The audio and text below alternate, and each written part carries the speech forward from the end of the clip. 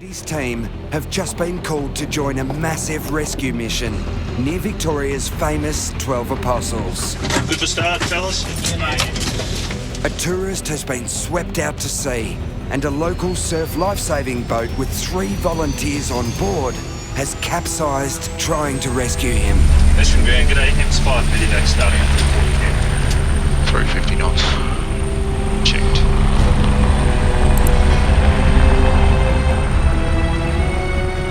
We've been sent down to Port Campbell. That part of the ocean is called the Shipwreck Coast, and it's called the Shipwreck Coast for a reason. Maintain your best forward speed. Copy, M5, thanks. The waves in that area, they just churn in these massive whitewater swells and they just smash into cliffs. There's no capacity for a human to survive. 42 minutes to go. Roger.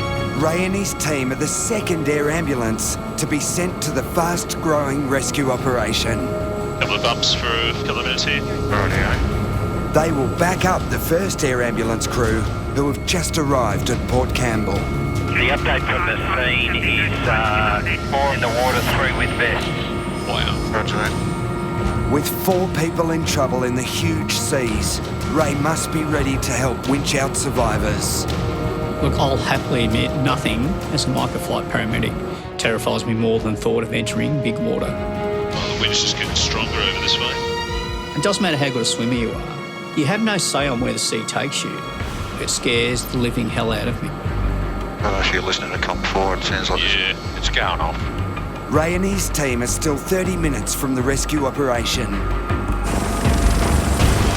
But on the scene, police and the first air ambulance crew are now desperately searching for anyone still alive. Target sighted, 2 o'clock, 400 metres. Roger. The air ambulance team has just spotted the wreckage of the surf lifesavers boat. Looking down from the helicopter, I can see an overturned vessel. There's large waves hitting the cliff face, and I'm thinking that if there's survivors, they've probably only got minutes to live.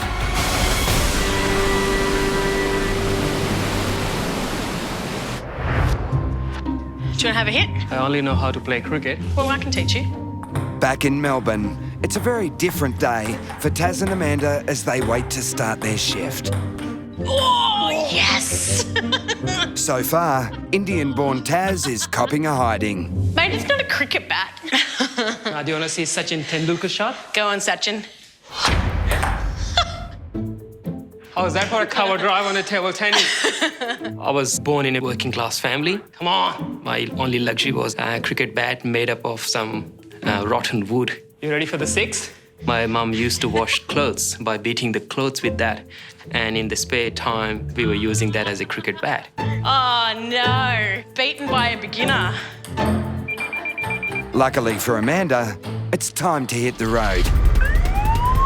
All right, Razmataz, we have been dispatched to a 62-year-old male with chest pain. Whenever we get a job and it's chest pain, the first thing we think of is a heart attack. Not clear, not clear, not clear, not clear. Clear. And when you have a blockage in the heart, every second counts. This one. Knock, knock. Hello. Are we here for yourself? Yeah, my name's Amanda. I've got Taz with me. Are there some lights? Put the blinds up. What's your name, darling? Colin. Colin, what's happened today? Got a little pain there in the heart. Yeah. Have you had this pain before? Yeah. You have? Got pericarditis. Oh, you have pericarditis, do you? Have you had an attack this bad before? Not this bad, no. This is the worst. Okay, can I just get you to take your jumper off so I can... Colin suffers from pericarditis, a painful inflammation of the outside lining of the heart. I've had 3 heart attacks, 2 strokes. Okay. But he also has a worrying history of heart attacks. Just going to take your blood pressure. So the pain is right in the middle here? Yeah, right here. Does it radiate anywhere else? Does it go down legs, jaws, hands, back? Sore in the back. You are sore in the back? Colin has a lot of risk factors. He's got stents put in, he's got pericarditis. Colin is quite a basket full of worrying red flags. So you've had this pain all day? I've had it 3 days. You've had it for 3 days? Yeah. Okay. What number out of 10 would you give this pain? About 10. So it's a 10. Pericarditis can get worse and worse and worse and can lead into cardiac issues. sometimes if completely ignored and not treated, can have lethal or fatal consequences.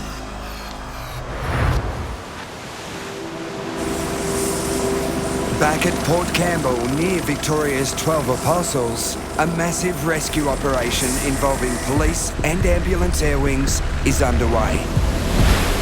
A tourist has been swept into the sea and a rescue boat has flipped over, throwing 3 local lifesavers into the massive swell. Target now 3 o'clock, 200 metres away. Target sighted. Roger. On board the air ambulance, flight paramedic Matt has just spotted one of the lifesavers. So we look down from the helicopter and see the first survivor. He's a small black object amongst surging white water and large breaking waves. We come up with a plan that the pilot and crewman would position me and I would try and grab him. I knew that it was going to be the most dangerous and challenging thing I'd have to do. As Matt gets ready for the winch, flight paramedic Ray and the second air ambulance crew are still 10 minutes away. Attempts for winching the first one, 3 others in the water. I can really just look down onto my right side and I'm seeing the ocean. It's identical to what we're going into, and it's as big as I've seen it for a long time. And we'll keep proceeding until they're all accounted for. Checked. When you're in surf that big, unless you've got a flotation device, you're not going to survive. Can you just go with that sit rep, please? As more updates come through, Ray's fears for the other 2 surf lifesavers are confirmed with shocking news. 2 are face down, unable to get to it, leave the beach at sea. We were informed that 2 of the people in the rescue boat won't make it. It's horrendous on every scale. They're fellow emergency workers who's put everything on the line to go and do something totally humanitarian, and it just hasn't worked this time. Meanwhile, at Port Campbell, the pressure is now on flight paramedic Matt to save the last surviving surf lifesaver. Paramedics on the way down, the 20-footer cable below, height position good. But the 37-year-old father of 2 is also putting his own life on the line. When I'm put in the water, I'm hit by a large wave from behind. The survivor wasn't making any attempt to swim to me, and I'm thinking that he's severely injured and he's physically exhausted. The human body is not designed to survive in those conditions. He's not going to stay alive for very long. Height position's good, maintain. Roger. So it's incredibly difficult to see anything amongst the white water. One minute I can see him, the next minute I can't. It's intimidating, it's confronting, and it's scary.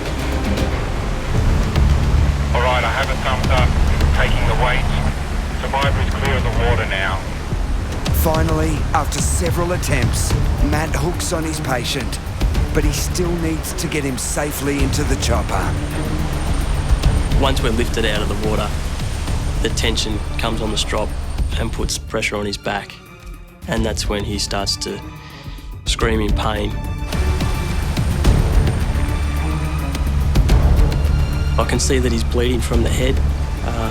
I'm worried that he might have a fractured pelvis. He needs medical treatment now. Paramedic and survivor approaching the step. Paramedic and survivor are at the door. Your reference. Roger, my reference. Matt and his crew are now taking the survivor to a nearby beach where local paramedics are waiting. They will then go back to the ocean to continue the search for the missing tourist. Meanwhile, the backup air ambulance crew with flight paramedic Ray is now almost at Port Campbell. Just confirming, the fractured pelvis is on the beach. Is that correct? Roger that. Ray's job will be to airlift the badly injured lifesaver off the beach and take him to a trauma centre in Melbourne. I can see him right down below 1 o'clock on the sandbar. Yeah, got them sighted. Okay. But there's a problem. Hold on, guys. Attempts for said don't land on the beach. Okay. There's too much sand. Unfortunately, we can't land. We're trying to find a spot somewhere near, but there's no beach big enough. Ray's team is now under pressure. The patient has survived his ordeal in the ocean, but injuries could still kill him. Yeah, there's bugger all landing side here.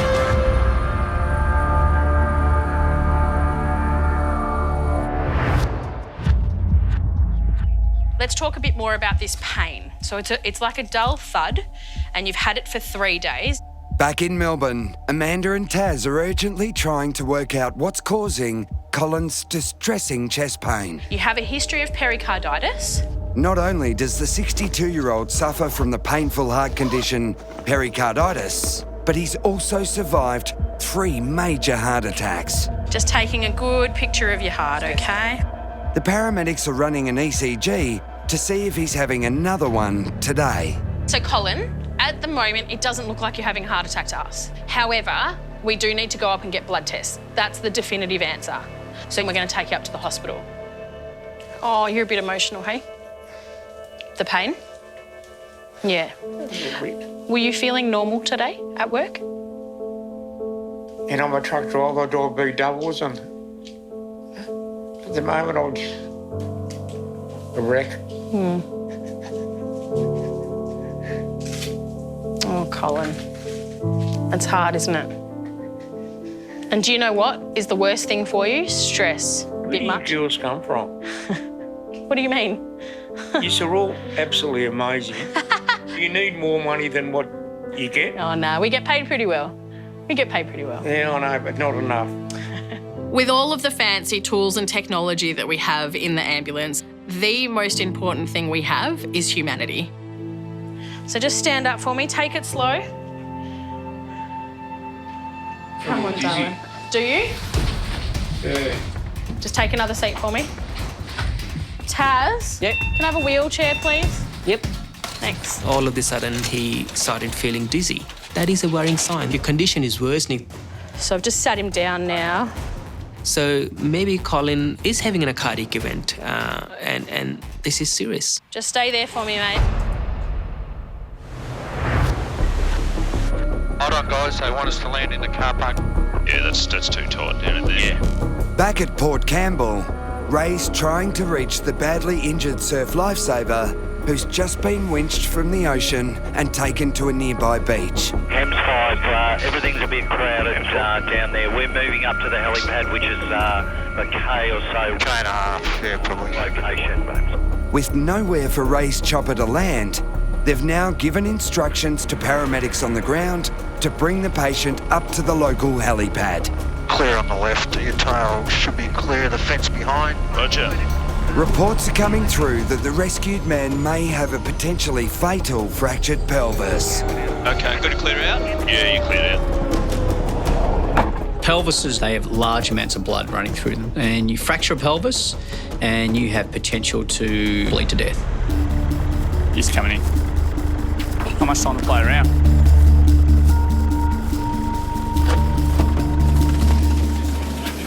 How you doing? This is Philip. Hello, Philip. My name's Ray. So Philip was out performing a rescue with a rubber ducky overturned in rough seas in the water for approximately 20-25 minutes. Yep. Was brought out. Crew on scene basically querying a left pelvis. Yep. Right. So in total he's had 200 miles of IV fentanyl. Yeah. 100 milligrams of IV ketamine. Cool. You guys happy to roll? The sooner we get him up to Melbourne, the better, right? Absolutely. Okay. So when I see Phil for the first time, he's grey, he's cold. If he's got a bleed internally, there's very little I can do to influence it. So I need Phil in hospital as quick as possible. Despite being given plenty of pain relief, Phil is still tormented. He is the only surviving member of a 3-man surf lifesaving crew that tried to rescue a tourist in trouble. Well, I can't fully understand what he's going through, but it'd be terrible. Probably more so, why the hell did I survive and the other people didn't? Phil's partner Annie has rushed to the helipad to be by his side. They've been together for 30 years. I have Philip. ketamine diffusion. Hey. You got some ketamine. I can't go with you. He has had. You're going on the helicopter? Yeah. I thought maybe he was dead because the colour of his face was terrible. Okay, your guys call. All right. On 3, 1, 2, 3. Philip's pretty tough. He's not a whinger, so that's why I knew when he was making noises that he was in a lot of pain. Yep, good to go. They were saying, we don't know whether he's losing blood. I was just thinking, what happens if he dies on the way there? And I wish they'd hurry up and just get him to the hospital.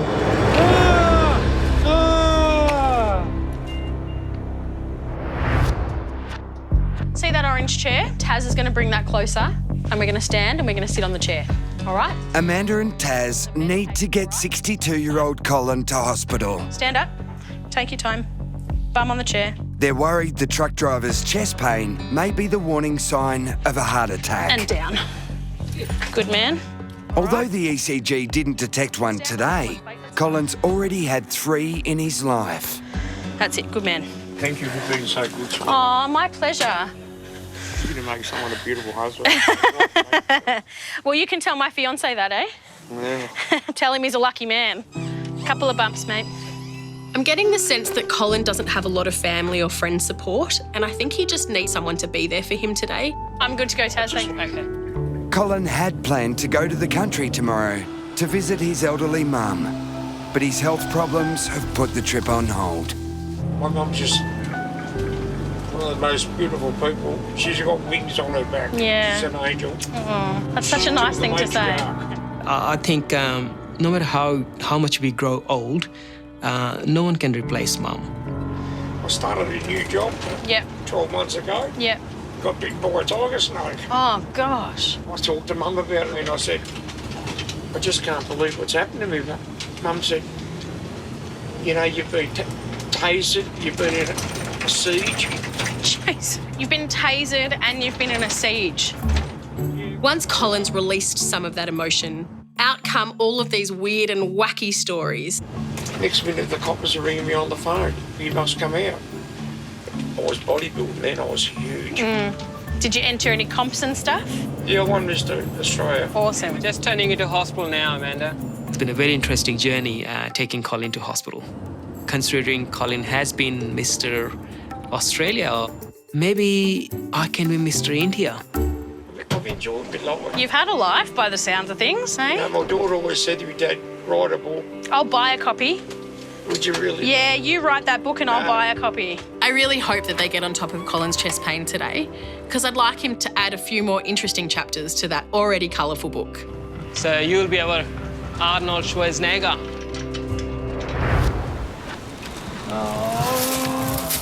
Sorry, Philip, where's that hurting? Back in the tiny township of Port Campbell, veteran surf lifesaver Phil is clinging to life. In a dramatic rescue, an air ambulance team has just winched him out of the huge seas off the southwest coast of Victoria. Intensive care paramedic Ray is worried Phil has a deadly fractured pelvis. Yeah. Okay. He's pretty tough. Phil's partner Annie is terrified she'll never see him alive again. What's he do for a living? He's Lieutenant of Fire Brigade, is he? Hold your arm up for a second. He's a sailor. I'll give you that, Nat. Philip likes to look after people and make sure they're safe. He was brought up his whole life with a family that served the community, and that was just his part of his whole life. He didn't know anything different. Thanks, bud. Ooh. What's going on, mate? Today, Phil and 2 of his volunteer mates had given up their Sunday to try to save a tourist in trouble. Tragically, their boat capsized in the huge swell. The other 2 crew members didn't make it. Yeah, mate, you're all Alrighty, all clear right? You are clear left. Lifting.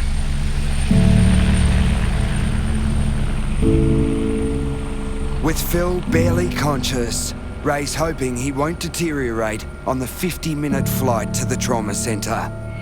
Philip, you feeling okay, pain-wise? I'm going to be sick. You're going to be sick. Things are hurting because he's got an injury, but he's reliving this stuff and we can see it. What's up, Phil? Oh, no. Oh, he knows. I think he's starting to realise. He knows. Yeah, that haze, he's living it again. Phil definitely knows he's lost too. You know, as we hear more and more information, the story actually gets quite heartbreaking. We learn that it's a father and son, and we learn that the younger guy, his wife's pregnant. And the story just keeps building and building, and suddenly gets more horrendous. Like, you lose 2 people and the ripples are now enormous. Just enormous throughout the community, through his family. You could see that, couldn't you?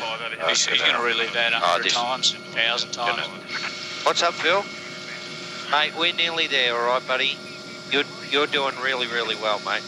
We're nearly there. We're only about 5 minutes out of the Alfred, okay, champ? Oh, yeah. Mate, you've done so well this far. Another 5 minutes, that's nothing to a man of your stature. As Ray and the crew approach the Alfred Hospital, they receive some better news. The original one's okay, the original patient. Yep.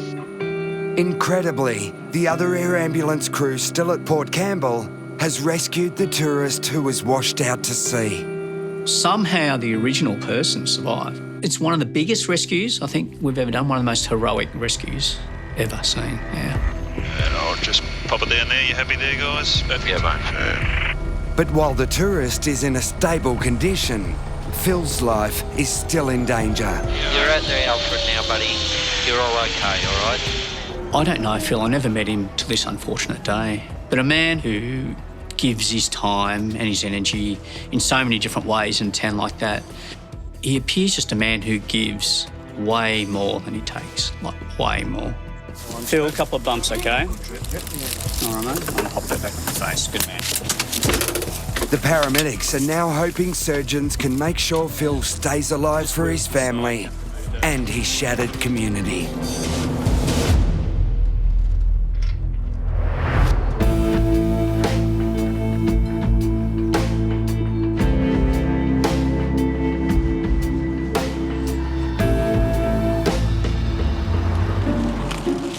Draw one? No, not yet. I'm going to wait for all of its glory. Intensive care paramedics Cam and Dodsey are on the night shift and trying to sneak in a quick bite between cases. Okay. After a long day, we get a good feed of dumplings. You want to hoe into those, but you know the ambulance gospel, the minute we get food, time to go to a job. Emergency services, tell me exactly what happened. I'm a nurse and I'm at the hospital, and I normally ring my husband at 5 o'clock every night. I've been ringing him since then. I've sent a colleague around to my house. He says that he appears to have had a stroke. Has he ever had a stroke before? No, he hasn't, but he's got a very long medical history. Okay, let's get him some help. Permanent pacemaker due to heart failure, kidney stent, pulse 70 and regular. Thank you, Campbell. Now that you've cracked that food, I can smell those dumplings here. So good. I am hanging for a dumpling now. But there's no time for a snack, as Dodsey and Cam are soon confronted with a rapidly unfolding emergency. G'day, my name's Cam. I've got Paul with me. What's your name? Jose. What's his name? Walter. When I first see Walter, he doesn't really respond, and my immediate concerns are, is there something happening now that could kill him? Hello, Walter. It's Cam from the ambulance. Can you tell me where you are? Yeah. If this guy's actually having a stroke, we're on the clock. His hand's very red and swollen. Isn't it? Yeah. Walter. Emergency services, tell me exactly what's happened. So you've had a car accident? Yes. It's a busy night in Melbourne's Emergency Communications Centre. Call takers are taking care of hundreds of people reaching out for help. One of them is a distressed woman who's just survived a frightening car crash. How many people are hurt? Do you have 3 people injured? Okay, are there any chemicals or other hazards involved? No, but one person's really injured inside of the vehicle. Single responder Glenice is closest to the head-on collision. Is it just up here? Oh, we're just going to block some traffic here. All alone at the crash site, she she needs to quickly work out which patient needs her attention first. Hi, guys. Who's in what car? Which one's that one? Okay. They're sitting there. All right. Hello, what's your name? Nisreen. Where are you sore? In your tummy? Your tummy? Okay. This scene is very chaotic. I've got two cars that have crashed into each other almost head on. Anyone out of that car? No? Just these two? And this is the driver. All right. I make a really quick evaluation that I've got 3 walking wounded. They're all outside the vehicle, but I do have one patient who's trapped within the car in a significant amount of pain. She's my #1 priority. All right, I'm going to have a look at your chest. Take nice deep breaths for me. I can't. Okay. I'm by myself. I've got 4 patients out of quite significant road trauma. I need backup and I need it now.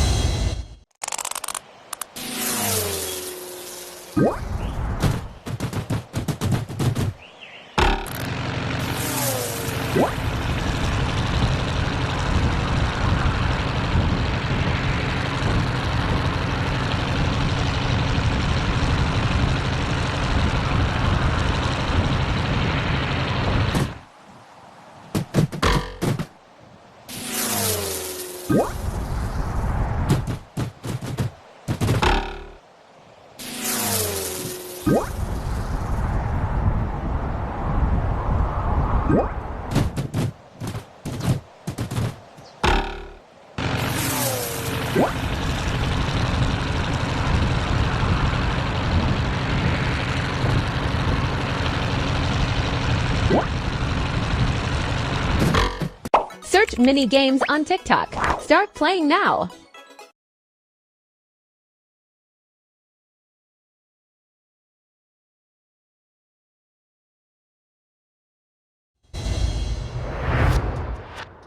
Walter, why are you so tired? 66-year-old Walter is barely conscious, and Cam and Dodsey are worried he's having a stroke. Could you ring Walter's wife for me, please, and get a little bit of information? Speech is very slurry. It's never been a... You know Walter normally? Does he get up and walk around? Yes, with a walker. With a walker. Walter has a complex medical history. His friend Jose rushed to the house when Walter's wife was unable to reach her husband on the phone. It's already underway. Excellent. That's okay. Jose, could you do me another favour? If you wouldn't mind trying to find some of Walter's medications? Walter, let me have a look at your pupils. Oh, they're pretty small. Do you take medications for pain? They're very small. We realise that his pupils are pinpoint. This can be related to stroke, but it also makes us think about perhaps some of the medication that he may take, because that can also lead to pinpoint pupils. So is this stroke, or is he actually accidentally overdosed on some of his medication? Full endone gone, so I don't know whether... Oh, the endone gone. Walter, did you take your medications tonight? Endone's a narcotic pain relief medication, and then we find that there's quite a few missing out of the box. Well, if this is an overdose, it can slow his breathing down to a point where he could stop breathing altogether. I'm going to give you some oxygen. How's that sound? There you go, man. As the second paramedic team gets there as backup, Walter's wife, Robin, arrives home. So can you tell me a little bit about your husband? He was perfectly fit until about 2012 when they found a massive aortic aneurysm. Take a breath. It's all cool. I'm sorry. It's all good. Any history of stroke? No. Walter suffers from retroperitoneal fibrosis, a rare and painful condition of the abdomen. He has neuromas from the surgery. From surgeries, and that's why he's on the endone and stuff. But nothing that... So cognitive function talks like us now, with an accent, American accent. It's very hard for me to see him in a lot of pain. If you ask him, how you doing, Walter, he'll tell you, well, I'm still alive. Walter, a couple of confronting questions. Would he do anything to harm himself in the way of medications? Not that I'm aware of. If Walter's body's not metabolising his normal pain medications as well as they could, or he's accidentally had a few more than normal, his oxygen levels are extremely low. It can get to the point where your breathing gets that shallow, you stop breathing, and eventually it could be catastrophic and lead to death. Reach up and grab my hands. Reach up.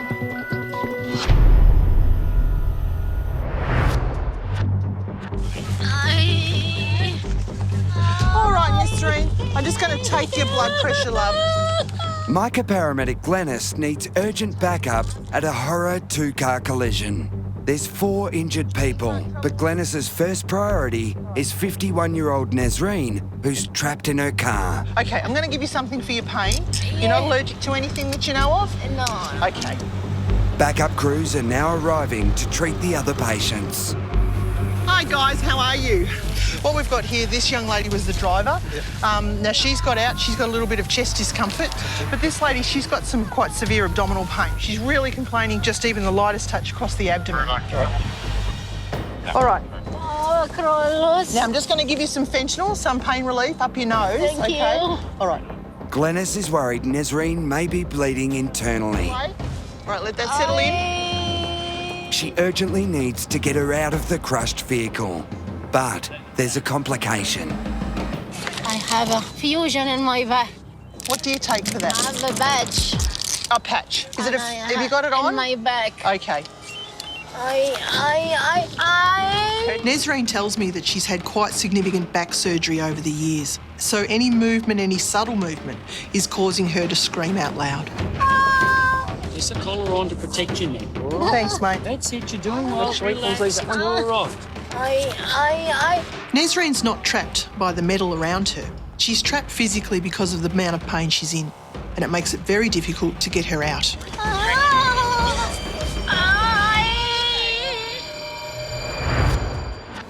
Walter, reach up and grab my hands. Robin's here, mate. Robin's home. Walter's wife, Robin, has just rushed home to find her husband comatose on the couch. Do me a favour, Walter. Open your eyes. The 66-year-old lives in agonising pain, and Cam and Dodsey are worried he's had too much medication. OK, can you squeeze my fingers for me? If this is untreated, it could certainly lead him down the pathway of respiratory arresting and dying. He's on the nod. Can you drop some Narcan? Absolutely. They're now giving Walter the drug Narcan to reverse the effects of a possible overdose. I'm going to give him some medication just in case it is a little bit too much pain medication to wake him up a little bit. I found the situation very frightening. I've never seen Walter like that before in all the years that we've been together. Bit of a sting, Walter? Walter means so much to me because he just always seems to adore me, and he has been part of my life for over 37 years. Hey, Walter, open your eyes, grab my hands, squeeze as hard as you can. Excellent. Good, mate. Thank you. Let go. All right, wheelchair in. I'm rapt to see him wake up a little bit, but he's still not out of the woods. We need to go down to hospital and see that there's nothing else happening. OK, we got a bed waiting. Robin will join her husband at hospital, which is thankfully just a short ride away. Ready, set, go. It's not easy to see a loved one who's unwell, and often people can become really stressed and unable to function, but not this one. She's a trooper. I can't go anywhere just for a second, so I'm going to eat another one of these just so you can hear me do it. Oh. Stop eating that stuff, mate. You're making Walter and I hungry. And I'm going to tell you something, mate. They're just as good, Carl. OK. Even though we've roused him a little bit, he's still not well, and he requires further assessment. How you feeling? You don't have a headache? You do? Then he starts saying that he's got a headache, so all the more reason that we go and investigate this a little bit more thoroughly. Hey, Walter, we're at the hospital, OK, mate? Hopefully it's nothing sinister. He's sort of incomprehensible. You know, there's so many different causes of altered conscious state or unconsciousness, but I think that shows a lot of investigative skills to... Say that again. You say that quickly. A lot of skills trying to investigate. OK. So, a lot of investigating. Such a professional. Professional, Doc. Such a professional. Everyone needed the dickhead sidekick, mate. You know, Martin had Lewis and Cheech had Chum. Batman had Robin. Are there any dumplings left, or do I have to go back and order some more? I'll give you the last one.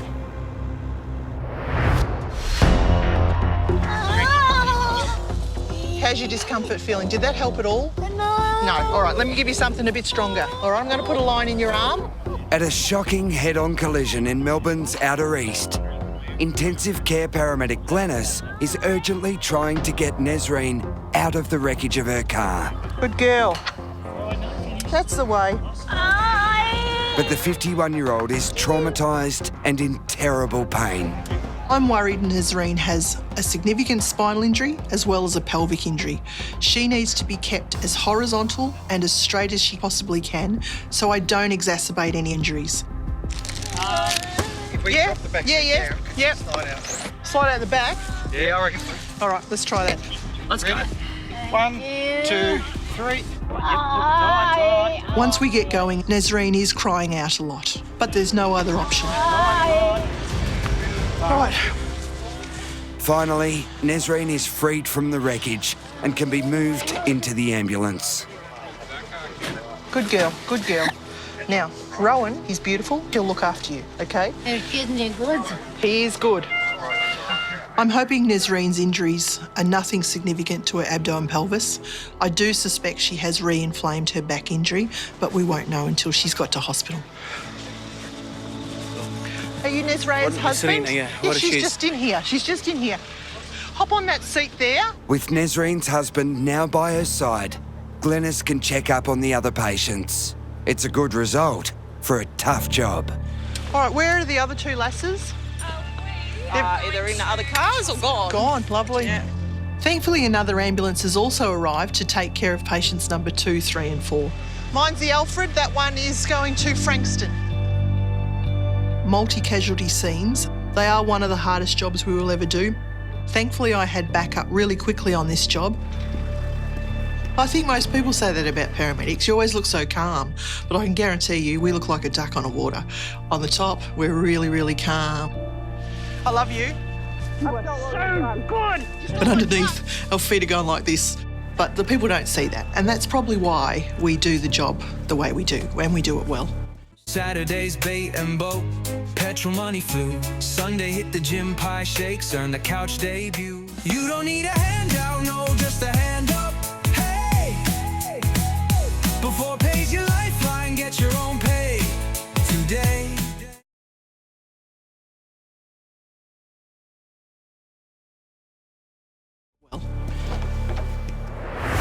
It's like a dull thud, and you've had it for 3 days. It's been 4 weeks since Amanda and Taz were called to help Colin with his severe chest pain.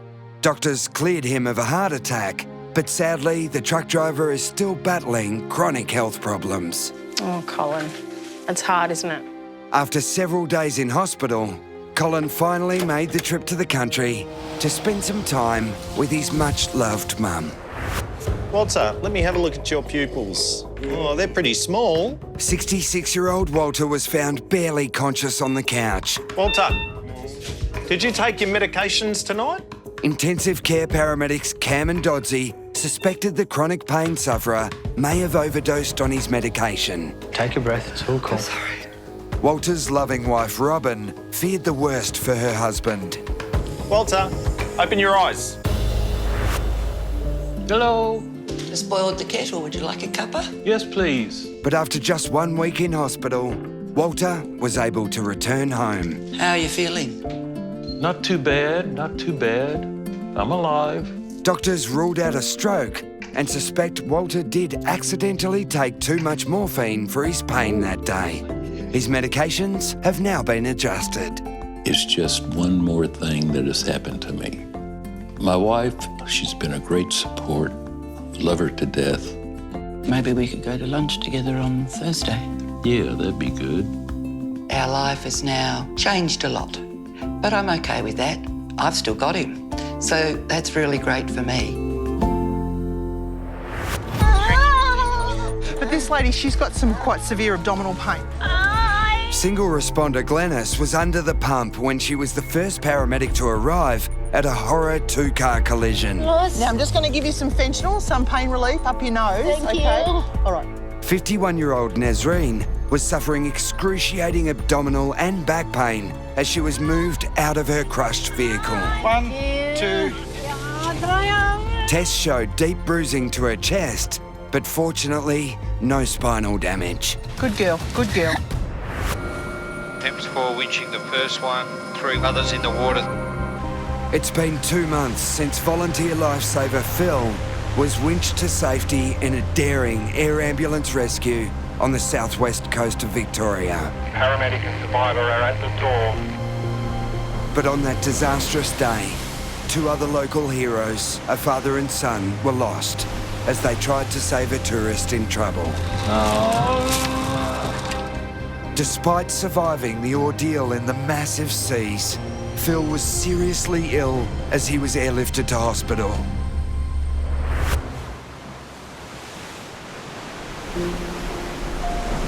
Today, the sun is rising on a new day at Port Campbell, and Phil is here to see it. Boat tipped over just where that wave's breaking there, and we got washed in. We're around the corner here, we can't see it.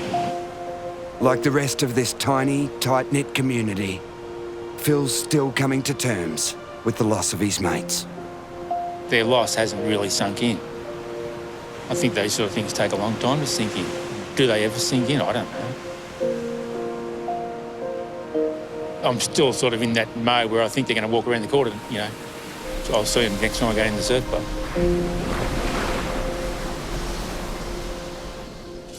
Come on, Max. Phil's slowly recovering from a fractured pelvis and dislocated hip, with his partner Annie constantly by his side.